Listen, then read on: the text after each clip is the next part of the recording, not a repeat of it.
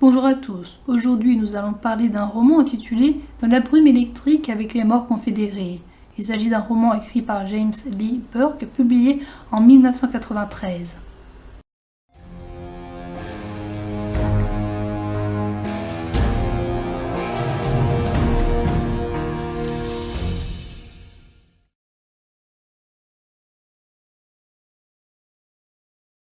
Dave Robichaud est adjoint des services du shérif dans la paroisse d'Iberia qui se situe en Louisiane. Il a fini son travail lorsqu'il croise une voiture conduite vraisemblablement par une personne ivre. Le conducteur est Elrod Syke et la passagère est Kelly Dumont. Ils sont tous les deux des acteurs célèbres. Ils jouent dans le film qui est en train d'être tourné dans la région. Elrod sera arrêté tandis que Kelly sera raccompagnée. Elrod révèle à Dave qu'il a vu un cadavre d'un homme noir avec des chaînes autour du corps dans le marais il y a quelques jours tandis qu'il était sur le lieu de tournage. Ce corps intéresse Dave. Contre le fait de ne pas être mis en cellule, Elrod devra être dans le bureau de Dave demain à 9 h. Elrod parle également de soldats confédérés qu'il aurait aperçus vers le lac. Lorsque Dave était étudiant, il a été témoin d'un meurtre d'un blanc sur un homme noir tué d'une balle. La scène a eu lieu dans le même marais indiqué par Elrod. Dave a raconté ce qu'il avait vu, mais son récit n'avait provoqué que de l'indifférence. À 9 h, c'est l'avocat d'Elrod qui se présente à la place de son client. Dave dit à l'avocat de lui amener Elrod en personne. Le shérif vient voir Dave. Il lui montre les photos d'une fille de 19 ans nommée Chérie Leblanc. Elle a été tuée et mutilée. Elle habitait chez ses grands-parents et travaillait dans un bar. Elle a été arrêtée pour prostitution à l'âge de 16 ans. L'avocat revient avec Elrod. Dave et Elrod se rendent au lieu indiqué par Elrod. Le corps est retrouvé. Ils sont accompagnés d'un adjoint du shérif de la paroisse de Sainte-Marie. Le corps ne possède ni lacets ni chaussures. Le shérif confie à Dave une autre mission qui consiste à savoir pourquoi Baby Fitz Balboni, également nommée Julie, est revenue en ville. Dave et Julie se sont connus au lycée où ils jouaient au baseball. Dave retrouve Julie et sa clique à l'Holiday Inn. Julie est devenue propriétaire d'un studio d'enregistrement. Il est accompagné entre autres de Cholo et de Margot. Julie demande à être conduit à Spanish Lake par Dave qui accepte. Tandis que Julie est partie se préparer, Dave et Cholo parlent du meurtre de Chérie. Cholo dit qu'avec Julie, ils en ont parlé le matin même. Julie dit qu'il ne cause pas de problème dans la ville et qu'au contraire, il va y apporter de l'argent. Il est coproducteur du film qui est en train d'être tourné avec Michael Coleman, surnommé Mickey. Quand Dave parle de Chérie, Julie ne semble pas la connaître. Arrivé sur place, Julie et Dave se quittent. Dave se souvient de Julie qu'il a aidée alors qu'il était en mauvaise posture après avoir surpris un cambrioleur. Dave continue son enquête sur Chérie en se rendant au bar où elle travaillait. Le propriétaire ne connaît pas les relations de Chérie car elle travaillait ici que depuis 3 semaines. D'une employée noire, Dave apprend que Chérie se prostituait. Les clients venaient la chercher ici et la remenaient chez eux. Un homme blanc et riche lui aurait dit qu'il allait la sortir de là. Dave retourne chez lui et il voit sa fille adoptive nommée à l'affaire. Elle promène son raton laveur nommé Tripode à cheval. Elle lui apprend qu'Elrod a appelé à la maison. Dans la boutique à pas, Dave rencontre Elrod et Kelly. Elrod est ivre. Dave ne veut pas les inviter chez lui. Quand la femme de Dave, appelée Bootsy, apprend que les 2 stars sont dans la boutique, elle les invite à la maison. Quand Elrod parle à Dave, il lui dit qu'il a encore eu la vision des morts confédérés. Un général lui aurait dit « Toi et ton ami, l'officier de police de la ville, vous devez les repousser. » Mickey n'apprécie pas qu'Elrod vienne voir Dave, car chaque retard de son film provoque une perte d'argent. Pour Dave, les lumières que l'on voit dans les cyprès proviennent des gaz du marais. Pour Elrod, ce sont les lanternes des morts. Le général fantôme aurait aussi dit « Le père de votre ami a pris le revolver de mon adjudant, le capitaine Moss. » Pour ses 12 ans, le père de Dave lui avait offert un revolver qu'il avait trouvé sur son lieu de travail. Un nom est gravé sur l'arme, il s'agit de J. Moss. Lorsque Dave en parle à sa femme, elle ne veut plus qu'Elrod soit invité chez eux. Le shérif apprend à Dave que l'agent spécial Rosa Gomez est arrivé. Il s'agit d'une femme. Dave lui dit qu'il pense que Chérie connaissait la personne au regard de la facilité avec laquelle elle a été enlevée. Le kidnappeur ne devait pas être un client car Chérie a laissé son sac à l'intérieur du bar. Rosa pense qu'il s'agit d'un psychopathe ou d'un tueur en série. Sur les 10 dernières années, Rosa a recensé 17 homicides qui ressemblent à celui de Chérie. Selon Rosa, si le corps de l'homme noir ne possédait ni lacets ni chaussures, c'est car il a été incarcéré. Dave et Rosa se rendent au Spanish Lake qui est le lieu de tournage.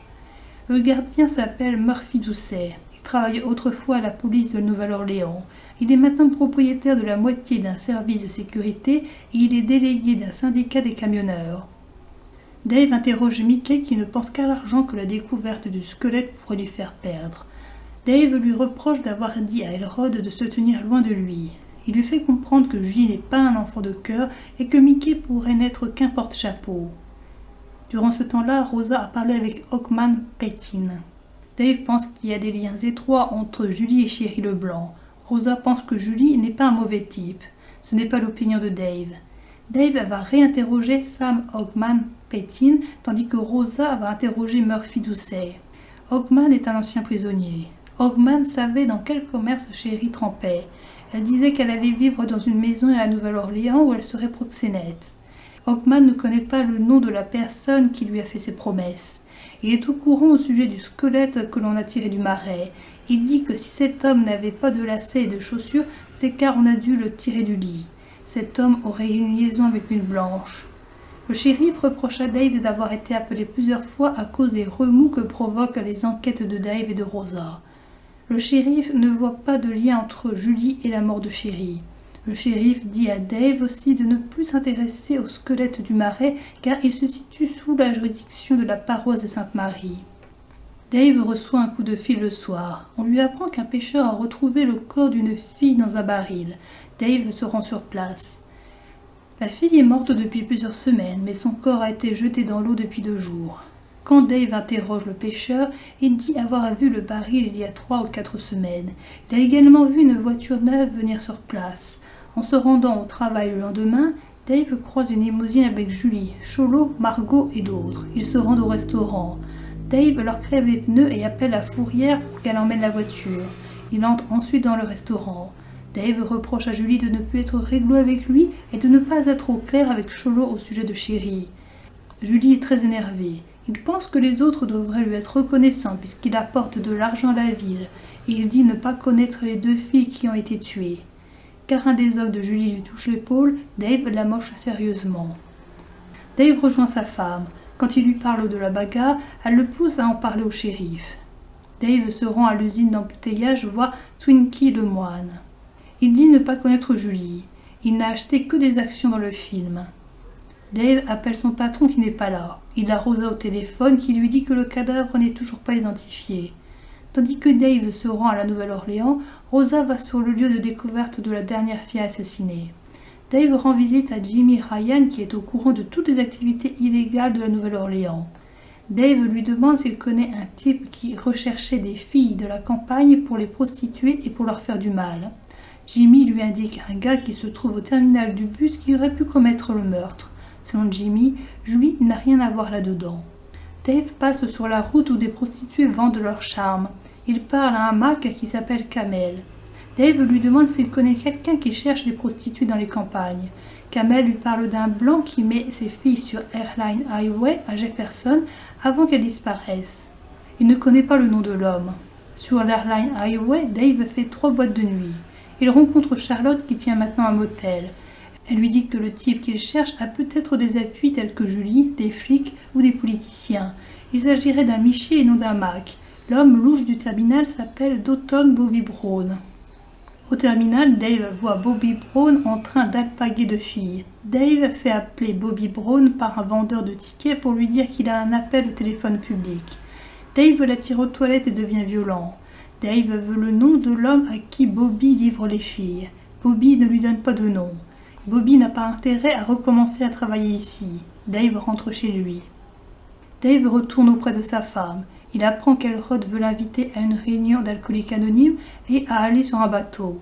Sa femme se méfie d'Elrod. Dave l'invitera à une réunion, mais il n'ira pas sur le bateau avec lui. Dave se rend à son travail. Le shérif lui parle de la scène du restaurant. Baby aurait été obligé d'amener l'homme tabassé par Dave à l'hôpital. Le shérif lui parle également de son passage à la Nouvelle-Orléans et sur l'Airline Highway. Bobby Brown veut porter plainte contre lui. Le shérif n'est pas content car Dave devait se concentrer uniquement sur les meurtres des 2 filles. Rosa revient au bureau. Elle a enquêté sur les anciennes affaires. Tous les meurtres se sont déroulés dans le même état. Rosa a trouvé un couteau vers le lieu où a été retrouvée la dernière fille. Elle a trouvé un témoin qui dit avoir vu une voiture neuve de couleur bleue ou noire. L'homme cherchait quelque chose avec une lampe torche. Des empreintes vont être cherchées sur le couteau. De retour chez lui, Dave appelle Elrod et lui dit qu'il ne pourra pas se joindre à lui lors de la partie de bateau, mais qu'il l'invite à une réunion des alcooliques anonymes. L'affaire est en compagnie de son amie. Toutes les deux disent avoir vu un homme habillé de gris avec un moignon et un bras en griffe d'oiseau. Alors qu'il y a une tempête, Dave aperçoit Elrod et Kelly sur un bateau. Ils vont pêcher. Elrod n'écoute pas les conseils de Dave qui tente de le dissuader de s'en aller maintenant. Kelly dit qu'Elrod a eu une dispute avec Mickey au sujet du script. Le bateau a été loué grâce à une carte de Mickey. Une demi-heure plus tard, Dave reçoit un coup de fil d'Elrod. Son bateau est bloqué et il appelle d'un téléphone situé dans une boutique. Il demande à Dave de venir les chercher. Dave aide Elrod à débloquer l'hélice. Dave passe son imperméable à Kelly. Au moment où il réussit à débloquer le bateau, Kelly se prend une balle. Suite à la mort de Kelly, des journalistes affluent dans la ville. Le couteau récupéré par Rosa n'a pas d'empreinte. Le tireur n'a laissé aucune trace. Kelly a été tué car en portant l'imperméable de Dave, le tireur l'a prise pour Dave. Mickey vient voir Dave. Il aimerait que Dave s'occupe d'Elrod, ce que refuse de faire Dave. Dave est perturbé par la mort de Kelly qui est morte à sa place. Rosa a eu des informations sur Julie. Plusieurs de ses installations pour blanchir l'argent ont été fermées. Julie est venue avec beaucoup d'argent pour le film. Dave pense que la FBI cherche à mettre la main sur Julie plutôt que de résoudre les meurtres. Selon Rosa, ce n'est pas le cas. Elrod appelle Dave à son bureau. Dans une plantation, il dit avoir des informations sur la mort de Kelly. Elrod lui montre un endroit où seraient enterrés des morts confédérés. Elrod pense que ce sont des personnes qui travaillent pour Julie qui ont tué Kelly, car peu auparavant, il s'est plaint à Mickey de la qualité médiocre des scénaristes. Elrod parvient à voir les morts confédérés, mais pas le fantôme de Kelly. Il dit avoir vu un homme derrière Dave. Dave invite Elrod à une réunion des alcooliques anonymes. De nuit, Dave se dirige vers la maison d'Hawkman, mais il ne le trouve pas. Il croise une voiture qui éteint ses phares quand elle passe près de lui. Il s'agit d'une voiture neuve et bleu foncé. Le lendemain, Hawkman l'appelle. Dave lui demande plus d'informations sur l'homme qui s'est fait lyncher. Dave ira chercher ce soir Hawkman sur le lieu de tournage. Quand Dave se rend sur le lieu de tournage, c'est la fête. Hawkman reste plus longtemps que prévu, puis finalement ne viendra pas avec Dave. Il ira le voir le lendemain à son bureau. Sur le chemin du retour, Dave voit une lumière qui lui fait dévier sa route. Il voit des fantômes des confédérés. Il voit un homme à la jambe de bois et au bras dans une écharpe. Ce dernier dit être le général John Bell Hood. Le fantôme connaît plein de choses sur Dave. Il croit être le 21 avril 1865. Dave pense être victime d'une hallucination, mais le fantôme lui dit le contraire. Il pousse Dave à continuer son enquête. Un adjoint du shérif et deux infirmiers libèrent Dave le lendemain de son camion. Il est emmené à l'hôpital. Dave a parlé de choses étranges, mais personne d'autre a été retrouvé sur les lieux de son accident. L'analyse de sang pour l'alcool est négative. Le médecin pense que quelqu'un a donné à Dave du LSD sur le lieu de tournage. Dave rentre chez lui et rejoint sa femme. Elle lui rapporte ce que les autres disent de lui, c'est-à-dire qu'il est en dépression et qu'il devrait se reposer. En bateau, Dave retourne sur le lieu de sa vision. Quand il creuse, il trouve des objets ayant appartenu aux confédérés. Rosa vient voir Dave chez lui. Elle lui dit qu'une racoleuse a appelé au bureau pour dire quelque chose à propos de Julie. Elle a été retrouvée morte dans son appartement. Rosa fait le lien entre la prostitution et Julie. Si quelqu'un a tué une des filles de Julie, il est étonnant qu'il n'ait pas riposté. Rosa parle du fait que certains aimeraient que Dave bénéficie d'un congé longue durée. Dave s'intéresse au meurtre de l'homme noir. Dans un journal, il apprend qu'en 1957, DeWitt Préjean a été arrêté après un vol. En détention, il a été enlevé par deux hommes masqués. Il aurait dû être incarcéré en 20 minutes et non en 11 heures. Dave se rend à la paroisse de Saint-Landry et à la vieille prison d'Opelousas. Sur place, il ne trouve aucune trace. Le shérif d'alors est mort et la police ne se souvient pas de cette affaire. Ben Hebert était geôlier en 1957. Selon lui, les choses ne se sont pas passées comme le journal l'indique. La nuit de l'évasion, il ne gardait pas la prison. Le gardien qui surveillait la prison à ce moment-là a été écrasé par un train. Dave remarque que ce ne sont que les gens inculpés à qui on enlève les lacets et la ceinture. Or, l'homme noir n'avait pas été inculpé. Si on les lui a enlevés, c'était pour l'empêcher de se suicider et attendre que les deux hommes viennent le chercher. Sur le chemin du retour, Dave voit le fantôme du général au milieu des ouvriers qui creusent une tranchée. Dave retourne au travail. Il apprend qu'une nommée Amber n'arrête pas de lui laisser des messages. Il voit le shérif. Dave lui dit que la femme blanche n'a pas été menacée d'un couteau mais violée ou qu'il y a eu une liaison consentante. Il pense que le tir sur Kelly est dû au fait que Dave cherche la vérité. Le shérif lui révèle ce que Rosa lui a dit, c'est-à-dire que le film sert à blanchir de l'argent, que Julie possède un vaste réseau de prostitution, que peut-être Julie a mis du LSD dans la boisson de Dave, et qu'il y a des marchés illégaux avec les camionneurs. Il est impossible de faire partir Julie de la ville car il n'a commis aucun crime et qu'il n'est pas recherché. Le shérif pousse Dave à rentrer chez lui. Dave rejoint sa femme. Elle lui dit que John Bell Wood n'a pas combattu dans l'État et encore moins le 21 avril 1865. Elle pense que son mari a fait une association d'idées et qu'il est temps pour lui de quitter la police. Le soir, Amber téléphone chez lui. Elle veut lui donner le nom du tueur. En échange, elle veut un billet d'avion et de l'argent. Elle lui donne rendez-vous le même soir dans un bar de Lafayette. Dave demande de l'aide à Lou Girard qui a été autrefois inspecteur. Dave rentrera dans le bar tandis que Lou restera à l'extérieur. Dans le bar, Amber n'est pas là. Dave demande à Lou de partir. Dave entre une seconde fois dans le bar. D'une buick, quelqu'un lui tire 2 fois dessus. Dave tire plusieurs coups de feu. Des policiers et Lou se présentent. Lou ouvre la voiture et voit le corps d'Amber. Aucune arme n'est retrouvée. Le lendemain, le shérif appelle Dave pour lui apprendre qu'il est suspendu sans solde. Dave se rend avec Rosa sur le lieu de la fusillade. Rosa pense que Dave est innocent. Aucune balle n'a été retrouvée. La fenêtre côté conducteur était ouverte alors qu'il pleuvait. Il y a des empreintes de pas qui vont en direction du jardin. La Buick est enlevée par une dépanneuse. Dave et Rosa interrogent une voisine. Elle dit qu'un homme blanc serait passé en courant avec un pistolet devant sa salle de bain. C'est lui qui aurait écrasé ses légumes. Dave revient chez lui. Il s'endort et rêve des confédérés. Quand il se réveille, le général est dans sa chambre. Le fantôme tente de lui faire prendre conscience qu'il n'est pas coupable à propos de la mort d'Amber. Dave se réveille. Alafer le regarde. Elle lui dit que quelqu'un a lu un journal disant que Dave a tiré sur une femme. Des bruits sont en train de courir sur Dave. Il se rend à une réunion des alcooliques anonymes et parle de ses visions. Il appelle le légiste à propos d'Amber. Cette dernière a reçu la balle d'A45, c'est-à-dire de la même arme que Dave. La femme est morte allongée et non assise, ce qui signifie qu'elle a été tuée avant d'avoir été mise dans la voiture. Dave appelle Lou. Ce dernier pense que c'est Julie qui a essayé de le faire tomber. Le lendemain matin, Mickey vient voir Dave. Il lui reproche de vouloir foutre son film en l'air. La veille, Elrod a été embêté Julie. Il le portait responsable de la mort de Kelly et des problèmes de Dave. Il lui a fait des menaces. Julie semble n'y être pour rien dans les malheurs de Dave. Julie a accroché Elrod à un poteau et a tabassé un gamin qui l'accompagnait. Mickey veut que Dave s'occupe d'Elrod. Dave refuse. Elrod est en ce moment dans la boutique et il est ivre.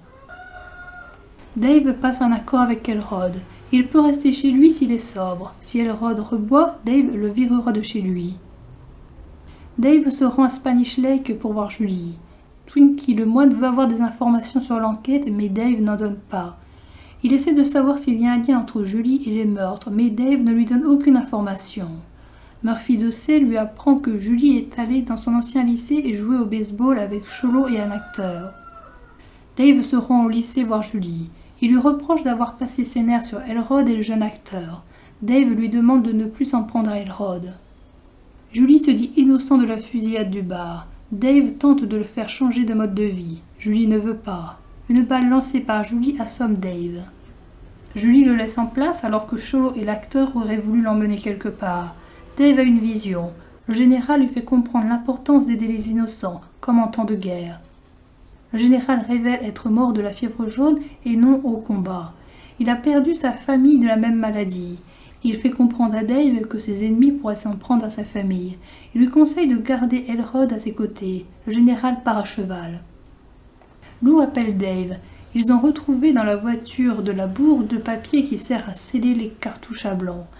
Un homme a dû se placer sur le siège passager et tirer sur Dave. Selon Lou, ce n'est pas un Mac qui a tué Sherry, mais il pense à une personne qui a dû la surveiller après son jugement pour prostitution. Lou lui apprend que c'est Cholo qui a appelé police secours pour aider Dave après avoir été assommé par la balle de Julie. Dave se rend au bureau. Le shérif lui apprend que le procureur les poursuit en justice car Rufus, qui était le remplaçant de Dave, a menotté une femme sans donner la clé aux infirmiers. Elle est morte devant les urgences. Le shérif fait réhabiliter Dave. Rosa a interrogé un homme à la paroisse de Vermilion. Il y a un mois, cet homme a vu une fille blonde et un homme qui la regardait. Ils sont tous deux partis, mais l'homme est revenu demander des ballons rouges. Il a finalement acheté une boîte de bonbons dont il n'a gardé que l'emballage. L'homme avait une voiture bleu foncé. Il aurait pu utiliser l'emballage coloré pour un projecteur.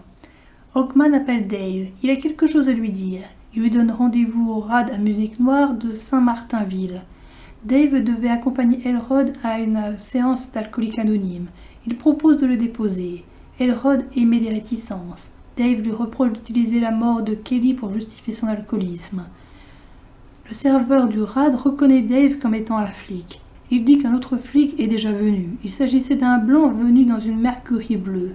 Hogman parle à Dave de deux hommes qu'il appelle Grobelon et Safiotte qui faisaient de la cam pour les matons. Il lui dit qu'il y a un lien entre l'homme noir lynché et les ennuis actuels de Dave. Quand Dave revient chez lui, Elrod lui annonce que Lou est mort. Il se serait suicidé. Au logis de Lou ont été retrouvés une bouteille d'alcool, un fusil et du Valium. L'enquêteur pense que c'est un suicide. Dave ne le pense pas. Cholo vient voir Dave. Il lui dit qu'il va bientôt partir car les autres lui reprochent d'avoir appelé une ambulance pour Dave. Cholo a une dent en moins car il a dit à Julie ce qu'il pensait de lui. Cholo lui fait certaines révélations. Le soir du meurtre, Julie et Sherry se seraient disputées. Elle voulait être autre chose que la poule de Julie. Suite à la dispute, Sherry est partie et Julie a appelé quelqu'un. Cholo dit que ce n'est pas Julie qui a tué Sherry, mais qu'il a pu dire à quelqu'un de le faire. Cholo ne peut pas dire qui, car il a peur des répercussions. Dave téléphone à Rosa. Il dit que Cholo lui a passé un film porno sadique. Julie serait liée à cette vidéo. Dave s'endort et rêve du général. Il parle de ce qui préoccupe Dave, c'est-à-dire du suicide de son ami et de la vidéo. Le général lui reproche de garder l'arme de son ami mort. Le général part en ballon. Dave se rend à l'enterrement de Lou. Quand il retourne chez lui, il apprend qu'Elrod a amené Alafer et Tripod au Spanish Lake. Dave s'y rend pour récupérer sa fille. Il a un problème avec son camion. Murphy lui passe un couteau afin de réparer son véhicule. Alafer et Tripod ont tenu un rôle avec Hawkman et Elrod. Elrod apprend à Dave que Julie et sa clique ont été dégagées suite à la mise en liquidation pour banqueroute de la part de Mickey. Ayant peur de ce que pourrait faire Julie pour se venger, Dave amène sa fille avec lui. Il se rend ensuite auprès du vieux geôlier Ben Hebert. Dave veut savoir quel travail faisait DeWitt Préjean. On apprend qu'il conduisait un camion de limonade pour un blanc de Lafayette. Dave rencontre ensuite le moine. Dave dit qu'il pense que c'est lui qui a commis leur meurtre en 57. Le second homme qui l'accompagnait était Murphy. Murphy fait chanter le moine. Dave conseille à le moine de se rendre. Dave cherche à savoir qui a arrêté Sherry pour prostitution. Le procès-verbal a été signé par Murphy Doucet. Murphy possède une Mercury bleue. Rosa pense que Murphy Doucet fournit les filles à Julie pour ses films. Rosa et Dave vont perquisitionner le local de Doucet situé au Spanish Lake. Dave semble y trouver un couteau. En réalité, Dave vient juste de le placer. Doucet s'en prend à Dave, ce qui permet de l'arrêter pour voie de fait sur un représentant de la loi. Sa voiture qui se trouve à son domicile va être fouillée. D'après Dave, Doucet serait aussi coupable des anciens meurtres de filles de la région, tandis qu'il travaillait dans la police. Dave pense que Julie a téléphoné à Doucet après sa dispute. Dave dit que c'est Doucet qui a tiré sur l'homme noir. Préjean aurait eu une liaison avec la femme de Lemoine. Arrivés à la maison de Doucet, Dave et Rosa trouvent un projecteur, des traces de griffes, des chaussures dans le coffre, ainsi que des affaires de fillettes. Le shérif appelle Dave et lui dit que quelqu'un a brûlé la caravane de Mickey. Le couteau de Doucet ne contient aucune trace. Le lendemain, Doucet passera devant le procureur. Le lendemain, faute de preuves, le juge ne peut que fixer la caution à 10 000 $. La tempête commence à se lever. Dave est à la maison avec sa fille, sa femme et Elrod. Ce dernier va partir dans quelques jours. Il invite la famille à venir le voir à Los Angeles. Il pourra trouver un rôle à l'affaire. Le shérif appelle Dave et lui demande de venir. Doucet pourrait donner Julie et le faire aller en prison. En échange, il accepte l'inculpation de résistance à officier de police et de proxénétisme, ce qui le condamnera à une année maximum dans une ferme prison. L'ouragan est là. Le soir, Dave revoit le général. Une photo est prise de Dave, du général et de certains soldats. Le lendemain, tandis qu'il travaille, Dave reçoit un coup de fil d'Elrod. Il dit que Bootsy est parti en ville et qu'Alafer est parti à la boutique. Il a voulu rejoindre Alafer, mais il ne l'a pas retrouvé. Dave pense que Doucet a enlevé sa fille, car il a peur de faire de la prison. Doucet demande en échange d'Alafer les preuves que la police a contre lui. Dave se rend avec Rosa à Spanish Lake. Après avoir fait partir des témoins potentiels, Dave se rend dans la caravane de Julie qui était en compagnie d'une fille.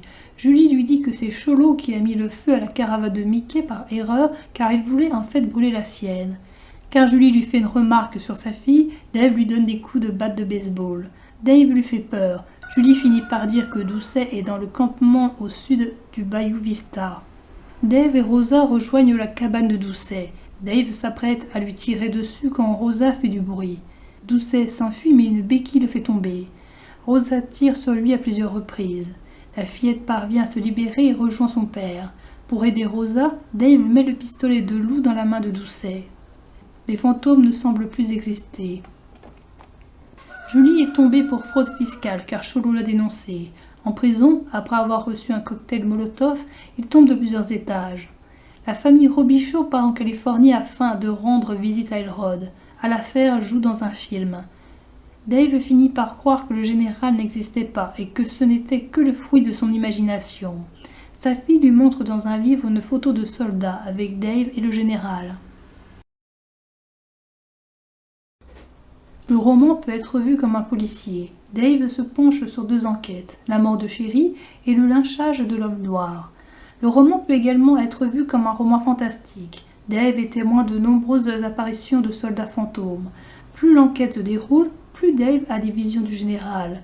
Les visions peuvent être le fruit de l'imagination de Dave, mais dans ce cas, comment expliquer que sa fille et Elrod aient pu avoir les mêmes visions? Comment expliquer que Dave se situe sur la photo auprès des soldats confédérés? Le roman est aussi un roman d'ambiance. Le lieu est la Louisiane connue pour ses marais.